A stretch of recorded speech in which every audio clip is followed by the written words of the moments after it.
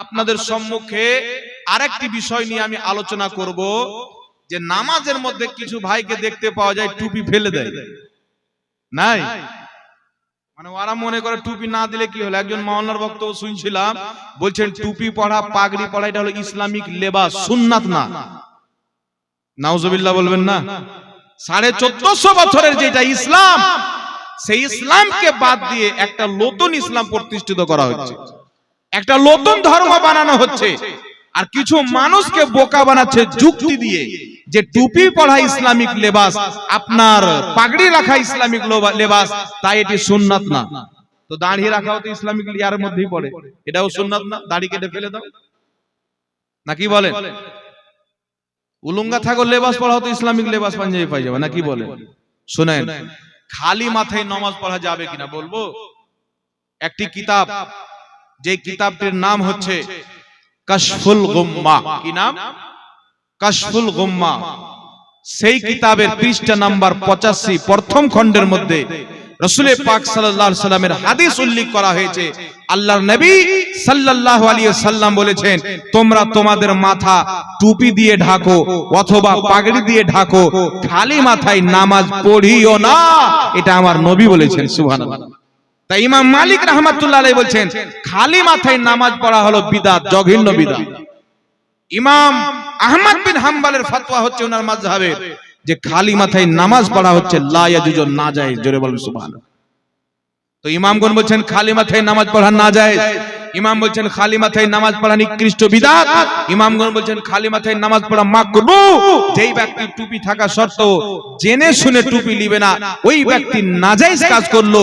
কোন ইমামের মতে বিদআত করলো, কোন ইমামের মতে মাকরুহ তাহরিমি করলো। তাই এই ধরনের ব্যক্তিকে তওবা করতে হবে, কারণ আমার নবী হাদিসে বলেছেন, তোমরা খালি মাথায় নামাজ পড়িও না, পাগড়ি বা টুপি দিয়ে নিজের মাথাকে ঢেকে নামাজ পড়ো। জোরে বলো সুবহানাল্লাহ। আমার আল্লাহ কোরআন পাকের মধ্যে কি বলছেন? আল্লাহ পাক বলছেন, খুযু জিনাতুকুম ইনদা কুল্লি মসজিদ। আল্লাহ বলছেন, তোমরা পরিপূর্ণ সাজে মসজিদে এসো, পরিপূর্ণ সাজে মসজিদের নিকটে এসো। আর মুসলমানের টুপি ব্যতীত পরিপূর্ণ সাজ হয় না, পাগড়ি ছাড়া পরিপূর্ণ সাজ হয় না। মাথা ঢাকতে হবে। যদি টুপি হয়ে যায় পরিপূর্ণ সাজ হয়ে গেল।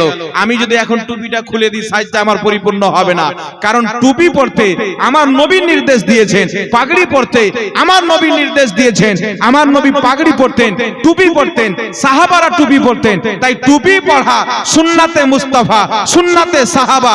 পাগড়ি পড়া সুন্নাতে মুস্তাফা, সুন্নাতে সাহাবা। তো নবী পাক বলেছেন, তোমরা পাগড়ি বা টুপি পরে নামাজ পড়ো, খালি মাথায় নামাজ পড়বে না।